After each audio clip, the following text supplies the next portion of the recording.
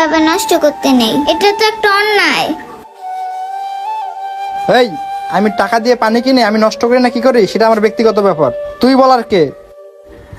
Uncle, টাকা দিয়ে পানি কিনছেন তো কি হয়েছে? পানি তো আর আপনার না, পানি তো আল্লাহর দান। আপনার এভাবে পানিগুলো নষ্ট করার কোনো অধিকারই নাই।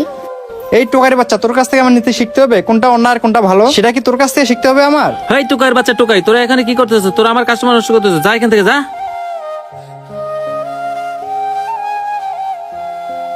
শালা টোকাইয়ের বাচ্চারা কোত্থেকে যে এগুলো আসে, মুডটাই নষ্ট করে দিল। এই রিয়াজ শোন, একটা লোক দেখলাম আমাদের এলাকায় ঢুকছে অনেকগুলো টাকা নিয়ে। লোকটাকে যেভাবে হোক আমাদের ফিডিং দিতেই হবে। দাঁড়া,